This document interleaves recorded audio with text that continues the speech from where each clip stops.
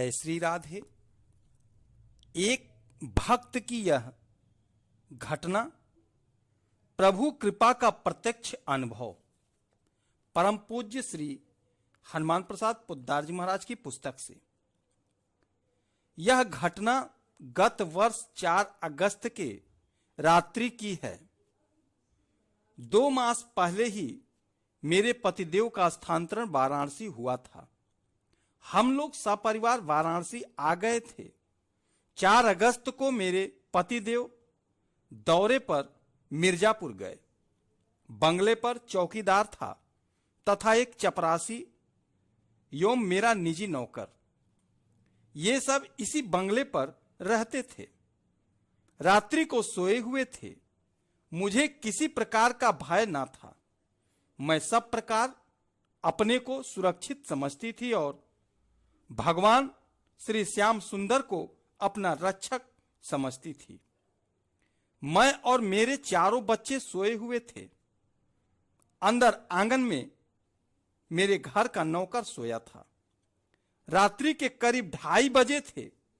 बाहर से किसी ने कहा, कोई है, कोई है। मैं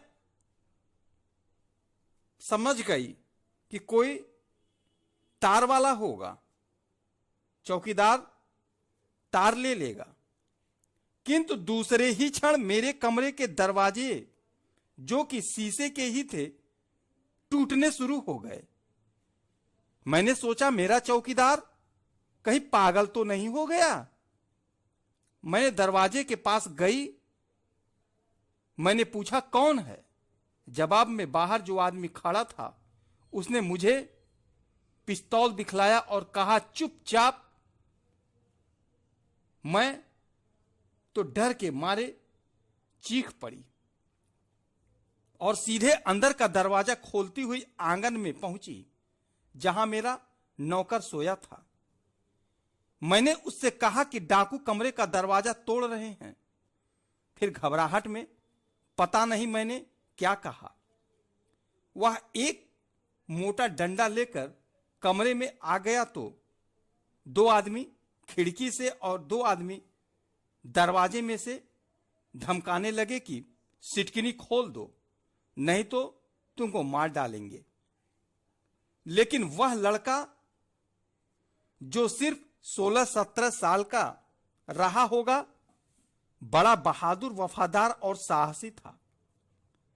उसने कहा कि तुम मेरे मरने पर ही अंदर आ सकते हो, और दरवाजे के पास ही लाठी लिए खड़ा रहा तथा जोर जोर से चिल्लाता रहा कि चोर है, दौड़ो। किंतु उस समय पानी बरस रहा था, इसलिए पड़ोसी भी कैसे सुनते। मेरे घबराहट की तो सीमा न थी।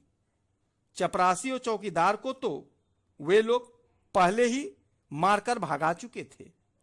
घर में अकेली मैं और वह नौकर, सिर्फ 2 आदमी थे। बच्चों को जो मेरे साथ शोर सुन आंगन में आ गए थे और सब ओर से अपने को असहाय पाया तो अत्यधिक घबराए हुए थर थर कांप रहे थे। मैंने गुसलखाने में बंद कर लिया।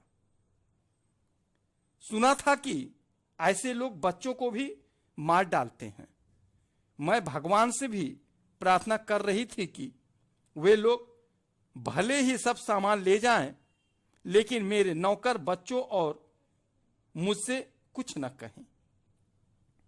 वे 8 आदमी थे और यहां सिर्फ एक छोटा 16 साल का लड़का था जो उन्हें रोकने का प्रयास कर रहा था और जोर जोर से सहायता के लिए चिल्ला रहा था।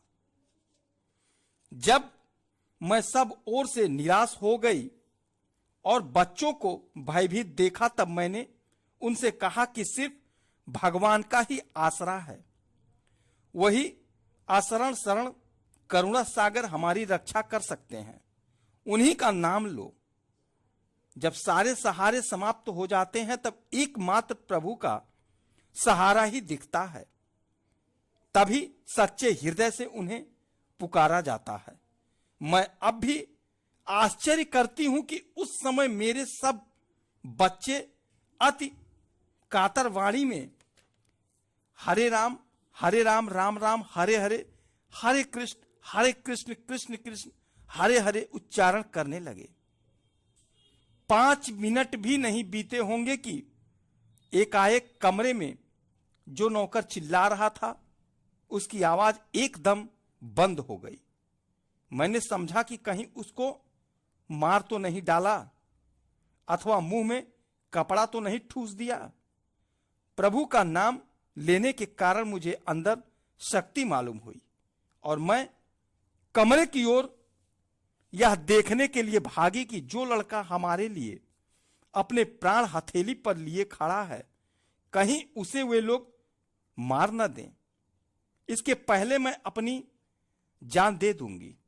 ऐसी भावना लेकर मैं कमरे में घुसी तो देखी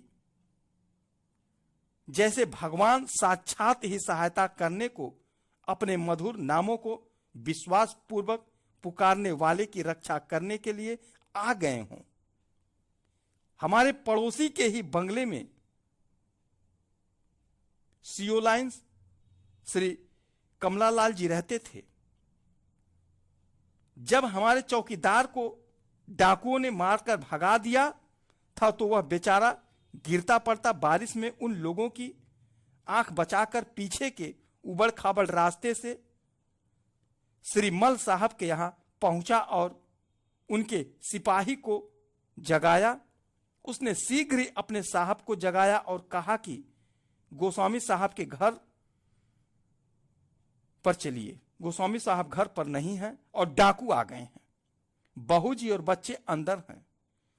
वे परोपकारी सज्जन तथा उनकी धर्मपत्नी तुरंत जग गए। उनकी साहसी पत्नी ने कहा कि वे अकेली हैं, आप शीघ्र जाइए।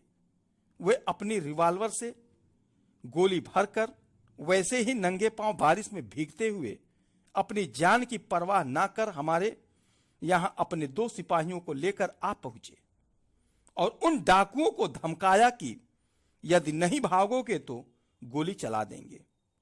डाकुओं ने समझा कि बहुत आदमी सहायता को आ गए, अतः वे सब शीघ्र ही जिधर से मौका लगा भाग गए। जब मैं कमरे में आई तो वे ही परोपकारी सज्जन भगवान के रूप बनकर हमारी रक्षा के लिए आ गए थे।